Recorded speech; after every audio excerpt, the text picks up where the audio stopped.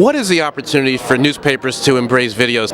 I think there are a lot of ways. Again, if they try, as you said a minute ago, if they try to be like big TV, I don't think it'll work. The Washington Post video is very good because it's raw. It's less polished. It's closer to the source. My students at CUNY liked it better than more polished video. So that means that the barrier to entry to doing this is not great. You don't need 25 producers in huge rooms to do this. If the content is good, if the shooting is decent, it'll be good enough. And it works in short bits and small TV. Plus, I think that the presidential candidates coming on have taught me that this is an eye-to-eye medium. And so you have a new relationship with people in small TV that you can talk more directly to people right there directly. And that's very powerful. We're still a long way from the time when professional content is going to be obsolete. I think a better way to look at it is through the prism of the history of American media, which is, new forms of media tend to find some kind of equilibrium with the ones that were there before. Radio still exists, it changed. Movies still exist, they changed when television came along.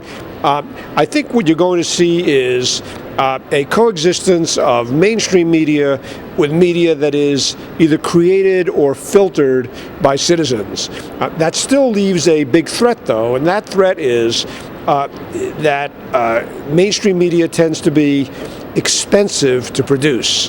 The salaries are high, the cost of production is high, and as the share of audience diminishes, there is a question whether it's going to be possible to aggregate enough viewers, listeners, users to justify the cost of the very highest quality programming. And if you think about it, that creates a kind of catch-22, because if you start diminishing the quality, then you no longer can make a special claim on people's time and attention. Yet it may be that you can't afford to maintain that level of quality and distinctiveness. So there is the potential for a kind of downward spiral in which mainstream media becomes even less relevant than it has been. However, for the moment, it's still enormously important. It's supplemented by, not supplanted by, the upstarts. And I think the challenge for news media executives today is to understand how to harness the power of the consumer to actually enhance the news product. Would you encourage newspapers to make their videos more viral or keep them on their site? Absolutely make them more viral, because you want to find a new audience. A homepage is a very limiting thing. You can only promote so much. So I was with my friends at the Star-Ledger in New Jersey, with whom I used to work, and I'm still helping out. And they had their frustration. They put something on the homepage and it's gone, and then nobody finds it. And they started a new thing called tvjersey.com. And they've encouraged people to send their own videos in, just tag it in YouTube, and they're putting their videos on YouTube in turn. And so if you go in there and you search for, I don't know, cheerleaders in New Jersey, you'll find the Star-Ledger stuff and the People stuff in the same pool. People will discover the Ledger that way, they'll discover the site that way. That's the way we have to think, is to put ourselves out there. It's a distributed world, and we need to be distributed as we can be. We need to put our stuff out there, our big media. We want to be swimming in the same pool with the People stuff.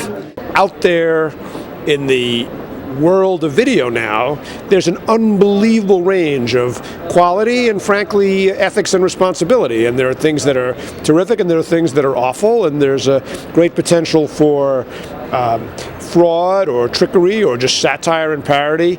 And the news organizations, understandably, are much more confident about content they've created themselves than about opening the portals and letting everything come in. But I do think that in order to stay connected with the next generation of consumers, they're going to have to acknowledge that the relationship with those consumers is different. It's not going to be the news handed down from on high. It's going to be more of a peer-to-peer relationship in which they bring a professional, the mainstream news organizations bring a professional perspective, and then it rubs up against a citizen's perspective, and it's the net result that becomes the product.